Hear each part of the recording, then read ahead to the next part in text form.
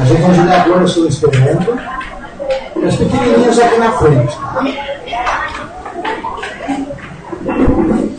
Isso, podem ficar tranquilos, que elas são bem cuidadinhas. Nós vamos iniciar então a nossa atividade. Lembrando então, a mensagem, olha só que interessante, é algo que a gente sempre procura cobrar aqui, de certa forma, na casa. A pontualidade, além do dever, também é uma forma de respeito e homenagem a quem te espera, ou depende de ti, ou se preparou para te atender. Agindo com cuidado, o tempo jamais te trairá, deixando-te em atraso.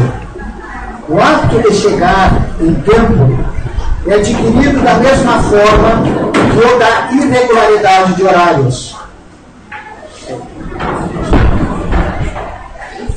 Por isso, programa os teus compromissos e desincumbe-te deles serenamente, cada um da sua vez.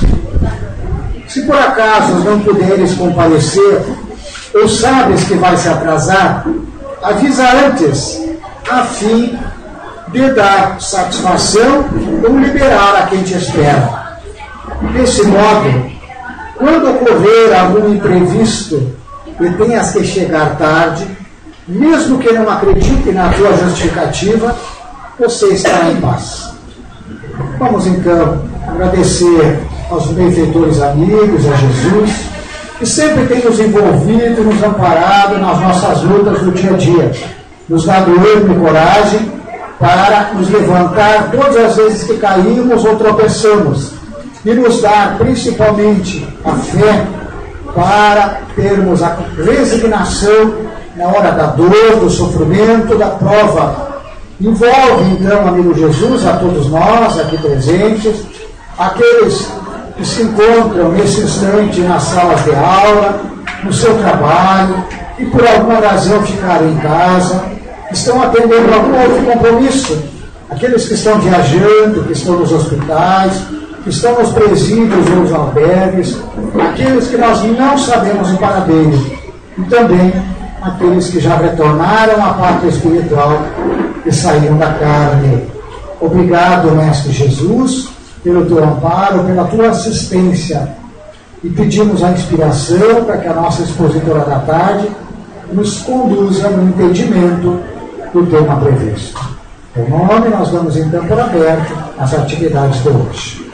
A Priscila veio nos responder hoje qual o ser humano mais importante no mundo.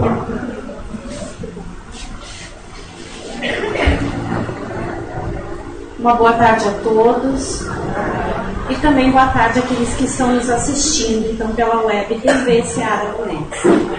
A gente vai iniciar a nossa exposição na tarde de hoje contando uma história. Essa história aconteceu num país bem longe e muitos séculos atrás. Um rei estava pressentindo que ele iria desencarnar, que ele iria morrer.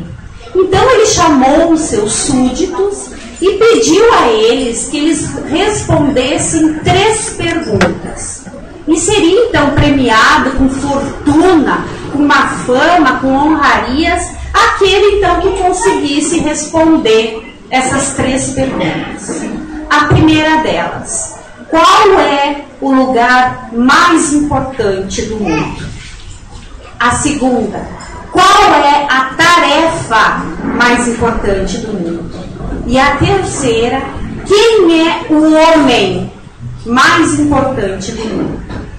Sábios vieram até o rei responder, ignorantes também tentaram, ricos, pobres, crianças, adultos, jovens, idosos desfilaram à frente do rei, tentando então responder essas 3 perguntas. Para a tristeza do rei, ninguém conseguiu dar a ele uma resposta que lhe satisfazesse. Restava, no entanto, um único homem em todo o território. E ele então se recusava a falar.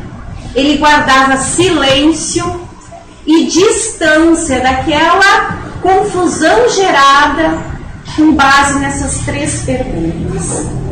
Ele se mantinha afastado porque para ele não se interessava por fortuna nem por honrarias.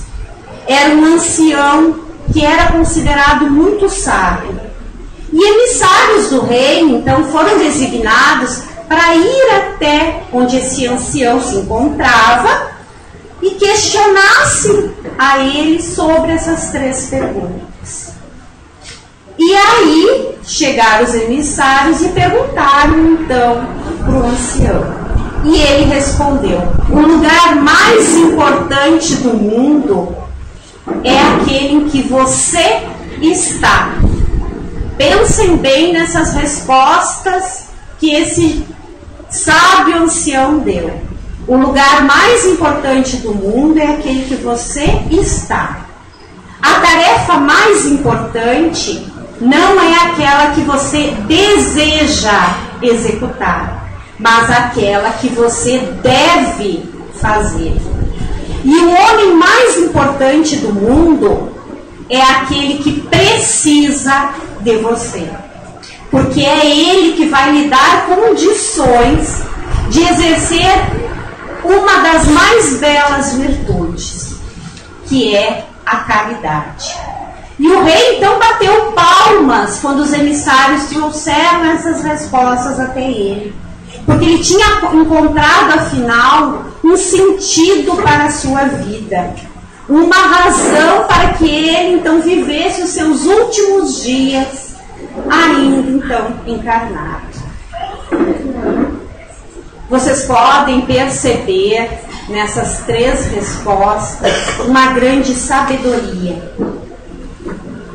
O lugar onde eu moro, o lugar onde eu vivo, aonde eu cresço, aonde eu trabalho, é o lugar mais importante do mundo. A gente não pensaria que fosse isso, mas é. Deus, como nada faz de inútil, Ele nos coloca onde a gente precisa estar. Mesmo que muitas vezes a gente não goste de onde a gente esteja. E a tarefa mais importante, talvez muitos possam estar descontentes com o seu trabalho, com a sua atividade, acha que aquilo que você faz não é tão agradável e talvez não traga para você o rendimento adequado. Mas mesmo assim, cabe a nós exercer essa tarefa com muito amor e com muita dedicação. Se não temos sempre o que amamos, devemos amar o que temos. E essa tarefa é muito importante. Se nós falharmos, se nós nos omitirmos, ninguém vai executar a missão que cabe a nós. E vai ficar um vazio na história, porque algo ficou para ser feito. A gente tem que perceber que tudo passa, tudo envelhece, tudo tem seu momento aqui nesse planeta. Sabem o que não passa e o que nunca acaba? A bondade, o carinho que a gente planta no coração alheio, a alegria que a gente irradia, isso nunca passa. Isso, além de permanecer conosco, ele fica para aquele que nós dirigimos o nosso olhar, as nossas palavras, a nossa atenção. O nosso maior patrimônio é o bem que nós fizemos ao nosso semelhante. E às vezes, em muitos momentos, a gente pensa que não pode fazer nada. Mas a gente pode. Tem várias maneiras, várias formas de nós ajudarmos o nosso semelhante. E esse ensinamento não é um ensinamento novo. Não é um ensinamento que a doutrina espírita trouxe. Ele já está presente entre nós há mais de 2000 anos. É uma proposta que Jesus nos trouxe. Ele foi um personagem tão importante da nossa história que ela foi dividida antes dele e depois dele. Então vejam, Jesus nos ensinou aquilo que nós devemos nos empenhar para conquistar em nós. Ele trouxe uma nova proposta, uma proposta de amor. Pensam há 2000 anos, onde a maioria do povo era escravizado, torturado, menosprezado, indigno de ter uma vida com o básico. Jesus traz a proposta do amor. Ele mexeu nas estruturas daquele povo, porque não existia, ou se era muito pobre, escravo, ou se era muito rico. E aquele que era rico também não queria que trouxesse uma nova proposta, porque iria mexer, iria modificar, e talvez eles perderiam a sua fortuna, o seu poder. Então Jesus traz algo que modifica, que bate, que vai de encontro com aquilo que já vinha sendo realizado há muitos anos. E Jesus, em muitos momentos, foi testado. As pessoas não perdiam a oportunidade de ver Jesus dar com os burros na água, como a gente diz. Agora ele vai... Vamos falar desse assunto para ver o que ele nos diz. E um dia um doutor da lei, que era alguém importante na época, questionou Jesus, perguntando para ele qual era o grande mandamento da lei. Porque ele, como doutor da lei, o que ele falava era o que valia. E aí ele questionou Jesus, perguntando para Jesus qual é que era o maior mandamento da lei. O que ele queria era que Jesus se contradizesse.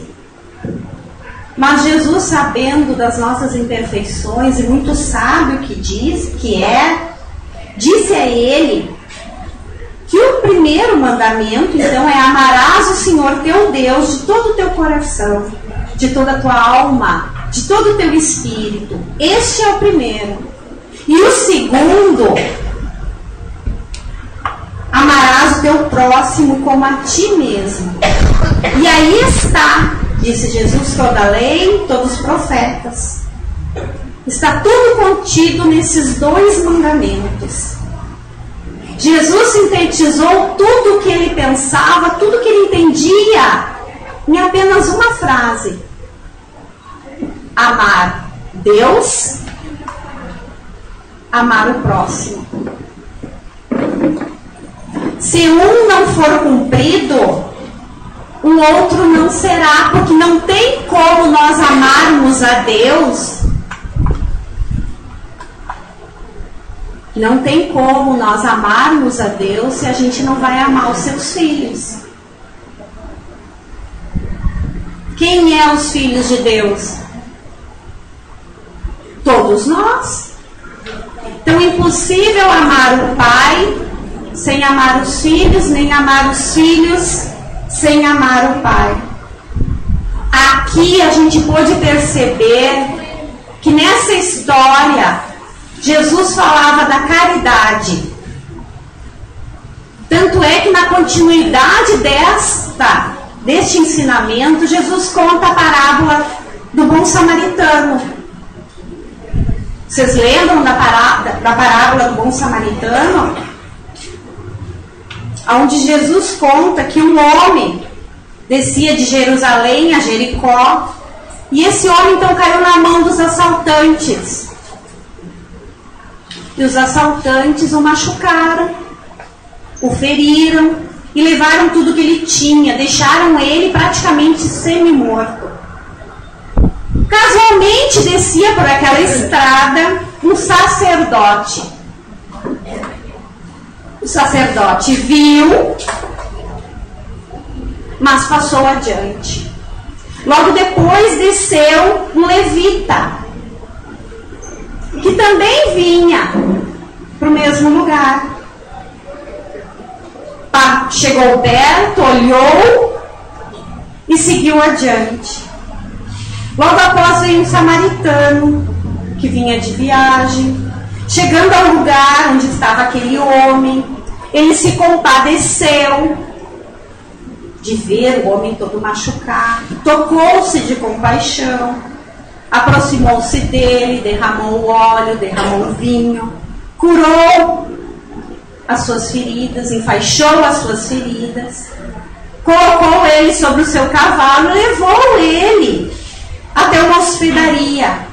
Chegando lá, ele deu 2 moedas ao dono da hospedaria e disse para ele então cuidar daquele homem, que se ele gastasse algo a mais do que aquele dinheiro que ele havia dado, que na volta então ele pagaria. E aí o Cristo questiona: qual desses 3 te parece que foi o próximo do homem que caiu na mão dos ladrões? Quem é o próximo? Aquele que usou de misericórdia para com ele. Aí Jesus olha para o doutor da lei e diz: vai e faz o mesmo. Vejam o que o Cristo nos pede: que a gente vá e faça a mesma coisa. E nós agimos como? Como samaritano? Será que nós nos compadeceríamos? Ajudaríamos? Ou então como sacerdote, que tem aquela obrigação moral, digamos, de ajudar? Ou então como levita, que viu, se aproximou, viu e foi indiferente à dor alheia? Nada, pessoal, nada fica oculto à nossa consciência. A nossa consciência vai saber nos questionar, vai saber trazer à tona aquilo que a gente fez de belo, aquilo que a gente fez de bom. Como também quando a gente erra, quando a gente não usa da misericórdia, a nossa consciência vai nos dizer que tem um ponto a ser trabalhado por nós. E aqui a gente contou essa história, não é para um sair apontando o defeito dos outros, porque ninguém precisa ser fiscal alheio. Nós temos que ser fiscais das nossas atitudes, das nossas ações e dos nossos pensamentos. E Cristo coloca na prática da caridade como a nossa única forma de sermos felizes.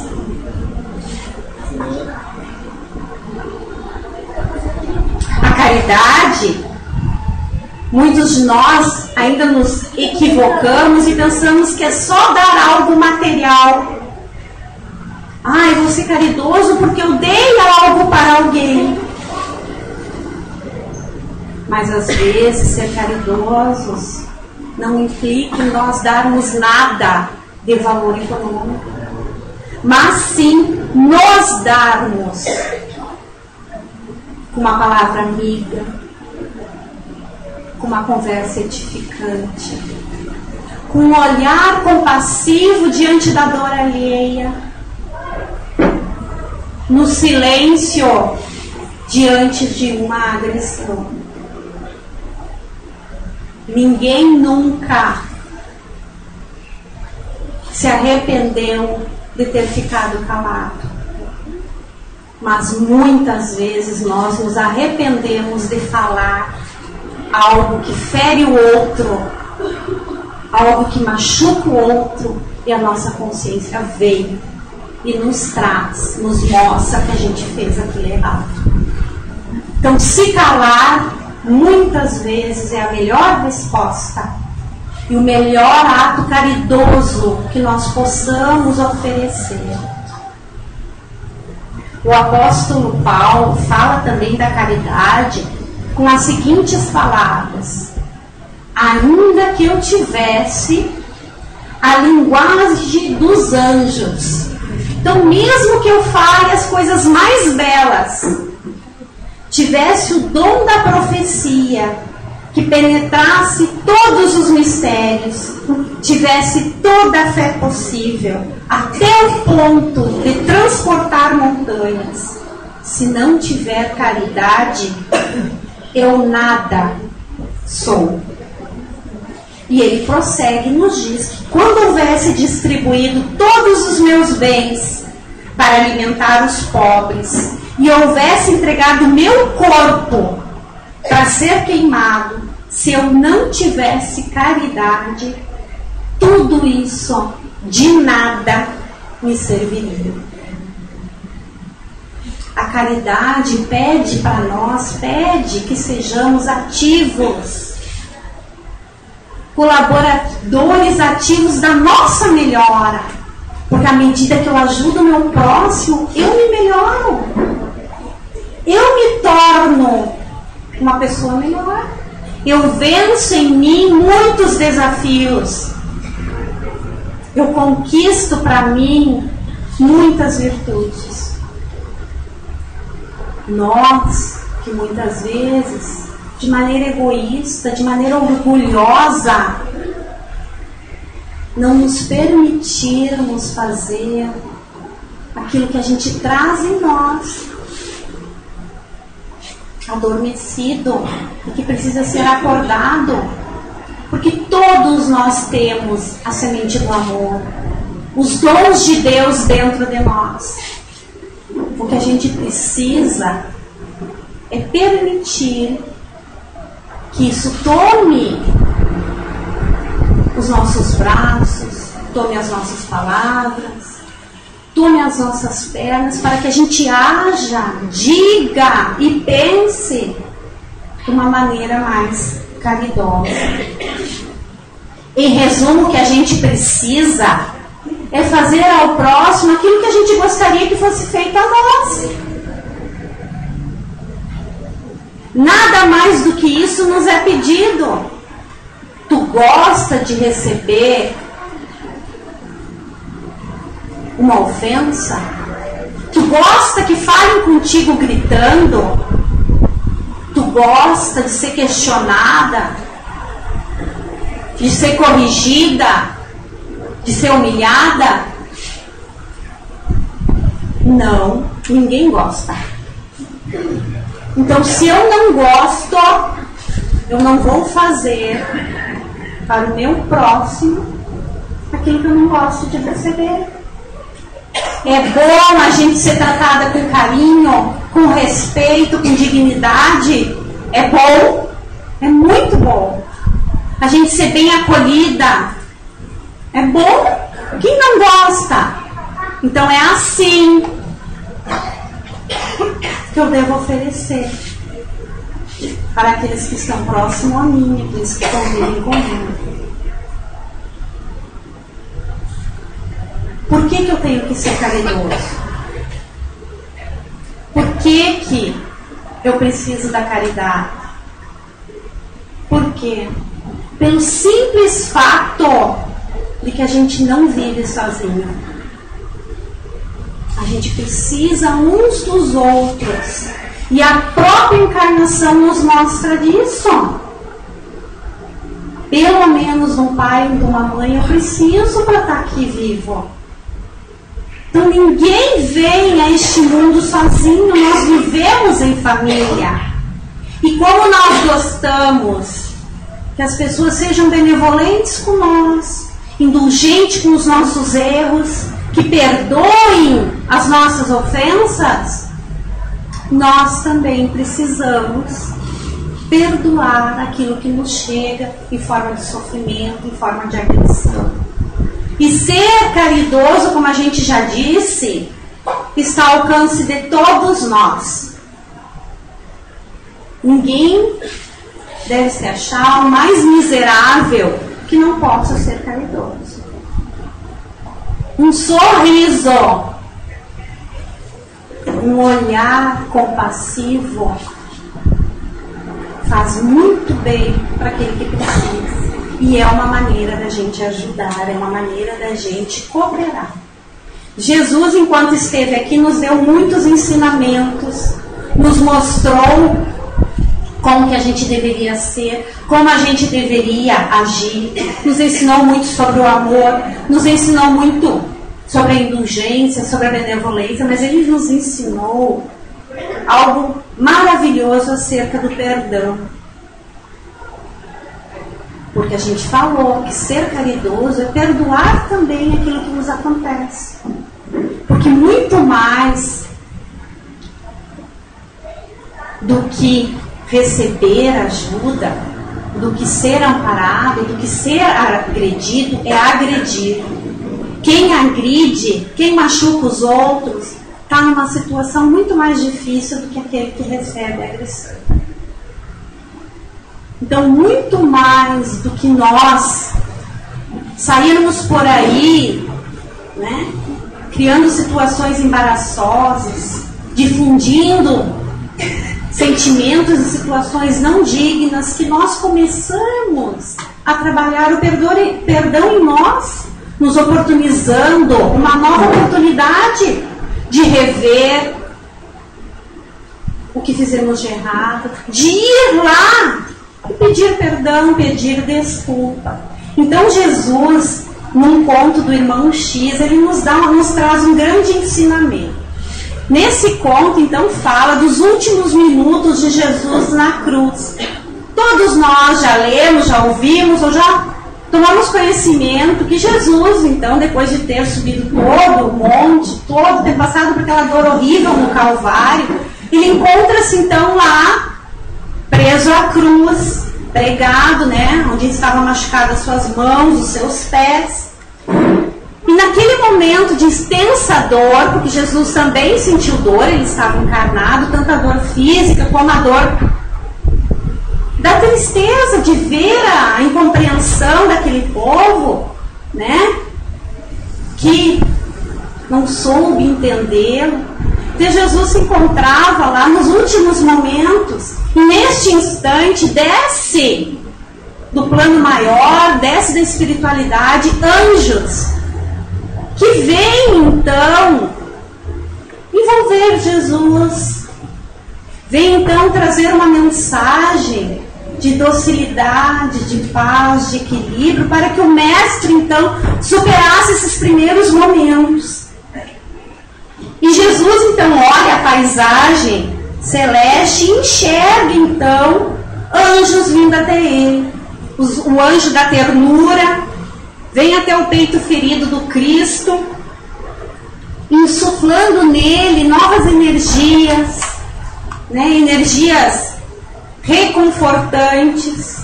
Vem também os portadores da consolação, que molham os pés sangrentos do Cristo. Isso, seres que só ele podiam perceber. Vem então os embaixadores da harmonia, que tocam então delicados instrumentos, formando uma coroa viva ao redor então da cabeça do Cristo. Vêm os emissários da beleza, né, que trazem então guirlandas com lindas flores, com lírios sutis. Vêm os distribuidores da justiça, que vêm com seus blocos anotando os culpados, para que um dia, então, houvesse a possibilidade deles se reajustarem. Vem também os doadores de carinho, os enviados da luz, né?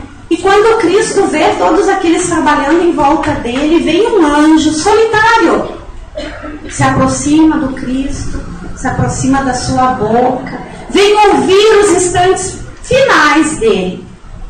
E Cristo então balbucia algumas palavras que só ele escuta. E imediatamente esse anjo sai em disparada. Vai, desce então aquela luz daqueles instantes finais e chega então em Jerusalém naquela escuridão. Quem que ele vai buscar? Quem que ele vai então ajudar? O que Cristo pediu a ele? Vejam, Cristo naquele sofrimento todo, naquelas inquietações daquele momento final, ele pede a esse anjo que vá a Jerusalém socorrer quem? Judas, que tinha acabado de se suicidar. Então veja, Jesus nos dá nesse conto um belíssimo ensinamento, mesmo com a dor, com a ingratidão do povo, ele lembra daquele que havia lhe traído.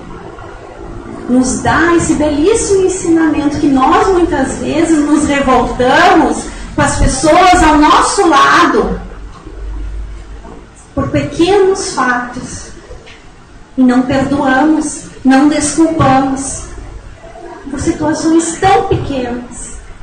E o Cristo, em todo o seu esplendor, perdoa aquele que havia lhe entregado e que de uma certa forma resultou na situação que ele estava passando. Então sejamos nós instrumentos da luz onde há trevas, instrumento do amor onde há desentendimento, instrumento da paz onde está situações tumultuosas. Que sejamos nós instrumento da palavra edificante. É isso que Deus espera de nós. E quando pudermos ajudar de uma questão física, de uma questão material, que a façamos também, porque caridade também não é ajudar materialmente quando a gente pode, mas principalmente que a gente tenha benevolência para com todos, indulgências para os erros de todos e perdoar as ofensas que nos chegam. Quem aprende a perdoar situações pequenas do dia a dia, quando passar por uma situação mais difícil, estará mais apto para exercer esse sublime sentimento que é o do perdão. Para a gente encerrar, a gente vai ler uma frase final que está lá no Evangelho segundo o Espiritismo, que é uma mensagem que o apóstolo Paulo nos deixa, encerrando também esse capítulo que fala sobre a caridade. Aí ele diz: meus amigos, agradecei a Deus que permiti que pudesseis usufruir da luz do Espiritismo.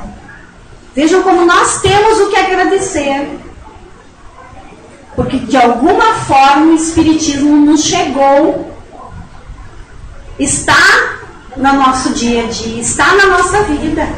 Não porque só aqueles que possuem podem ser salvos, mas porque, ajudando-vos a melhor compreender os ensinamentos do Cristo, Ele faz de vós melhores cristãos. Portanto, fazei que, vendo-vos, se possa dizer que espírita verdadeiro e cristão verdadeiro são uma única e mesma coisa, pois todos os que praticam a caridade, vejam, meus amigos, são discípulos de Jesus, seja qual for o seu ponto. Então que possamos, ao olhar para trás no final da nossa encarnação, termos visto que nós crescemos, que nós nos melhoremos e que nos aproximamos mais de Deus e de Jesus, porque nós nos tornamos pessoas melhores. Obrigado e muita paz a todos.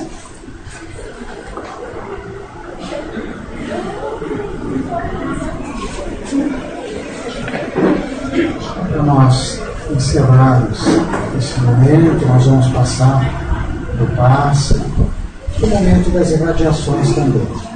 O passe espiritual que nós iremos receber, ele é uma transmissão de energias, de fluidos, que os benfeitores amigos envolvem e administram a cada um de nós. E não há necessidade da presença de um aplicador de passe, mas é fundamental a nossa confiança, a nossa receptividade.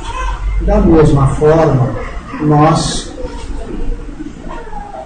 podemos irradiar, quer dizer, direcionar o nosso pensamento até irmãos que se encontram à distância, esteja no hospital, esteja trabalhando, esteja no estudo, esteja no presídio, aonde quer que eles se encontrem, eles vão receber estas vibrações. Então vamos unir o nosso coração e fazer esse momento de prece para recebermos o passe e para fazermos as irradiações. Amigo Jesus, Tu que conhece as nossas dores, as nossas aflições, mas que também sabe dos esforços que estamos empreendendo para nos tornarmos a cada dia pessoas melhores, mostrando a coragem, a fé, pelo nosso esforço, pelo nosso trabalho, pelo estudo, pela nossa paciência, pela nossa tolerância, pela nossa indulgência, pela esforço de fazer o bem em qualquer situação da nossa vida, ao nosso próximo, aquele que necessita de nós naquele momento. Ampara-nos, Senhor. Ampara também aqueles que estão nos hospitais, aqueles que estão envolvidos em manifestações, em lutas de reivindicação que sejam justas, que sejam éticas, que sejam ordeiras e legais. Pedimos também por aqueles que trabalham na segurança pública, por aqueles que trabalham ensinando, pelos professores, pela equipe que prepara o alimento, que limpa as escolas. Pedimos por aqueles que trocam as lâmpadas das ruas, por aqueles que limpam as nossas ruas, por aqueles que consertam os encanamentos de água, por aqueles que fazem um esforço muito grande para que tenhamos uma vida melhor, uma vida com melhores condições. Ampara todos eles, ampara todos nós. E em Teu nome, então, agradecidos, nós encerramos esse momento. Então, mestre amigo, nós queremos agradecer essa assistência, agradecer a presença dos nossos irmãos, que a gente acompanha pela internet. E lembrando que, logo mais, às 19h30, nós teremos a transmissão para a Web TV do seminário de Haroldo Dutra Dias, que vai falar sobre Jesus e o Evangelho, o terapeuta e a terapêutica. Vai ser lá no Teatro Municipal do Unicef. Todos também estão convidados. A única solicitação é que cheguemos cedo para conseguir lugar. Então, a todos, uma boa tarde, fiquemos em paz.